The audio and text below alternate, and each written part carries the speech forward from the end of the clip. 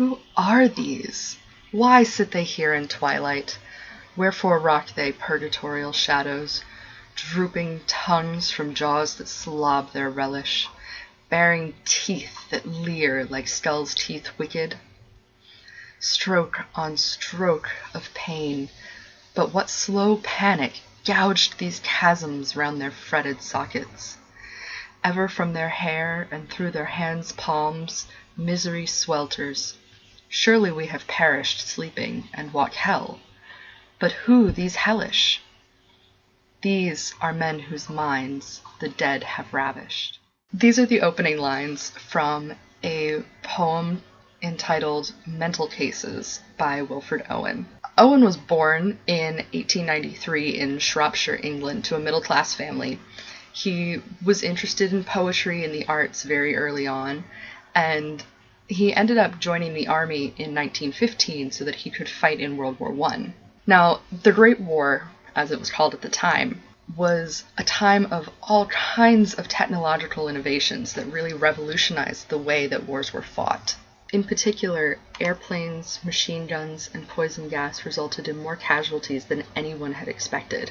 Amid all of this, Owen quickly realized that serving in the army in wartime was not exactly the glamorous experience that he had envisioned. In fact, he actually wrote to his mother saying, "I can see no excuse for deceiving you about these last 4 days. I have suffered seventh hell." In 1917, Owen was wounded in combat. He was diagnosed with shell shock. He was sent to Craig Lockhart War Hospital so that he could recover. And while he was there, he ended up meeting the man who would become his mentor. This man's name was Siegfried Sassoon, and he was also a poet. He encouraged Owen to write about his experiences. Most of Wilfred Owen's work actually ended up being written while he was in this hospital recovering. By June of 1918, it was decided that Wilfred Owen had recovered enough that he could be sent back to the field. He rejoined his regiment. He was even awarded a military cross.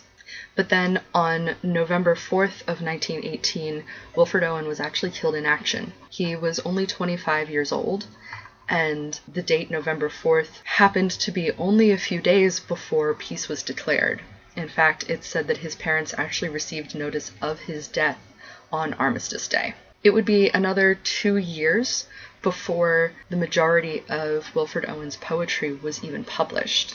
In fact, almost all of his work was published posthumously, and he wasn't even particularly popular until the 1960s. But the words of Wilfred Owen are still relevant today. In his poem À Terre, he writes from the point of view of a soldier who has become blind and lost the use of both of his hands. And this soldier says that after all that's happened, he'd be happy to be a lowly chimney sweep back at home, or even the trash collector. Another of his poems, called Insensibility, talks about how after combat, soldiers have had to dull themselves and dull their feelings just to be able to survive. In one of his most poignant poems, called Strange Meeting, he writes from the point of view of a soldier who is having a conversation with another soldier about the effects of war, not only casualties, but about how hard it is to be away from his family and his friends, and the sense of hopelessness that he develops over time. This conversation actually turns out to be a nightmare, in which the soldier to whom he's speaking is actually a soldier who he's killed. In this poem, Owen states that foreheads of men have bled where no wounds were. Wilfred Owen was obviously not the first person to depict some of the horrors of war.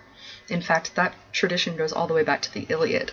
But around the time of World War I, it was much more popular to glorify the sacrifice that was involved in dying for one's country. The popularity of Wilfred Owen's poetry actually marks the beginning of a resurgence of anti-war media. And it didn't stop with Wilfred Owen or Siegfried Sassoon and their poetry.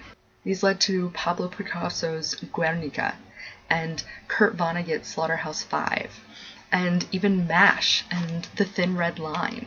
Ultimately, Wilfred Owen probably wrote about the horrors of war as a way to cope with what had happened to him and around him.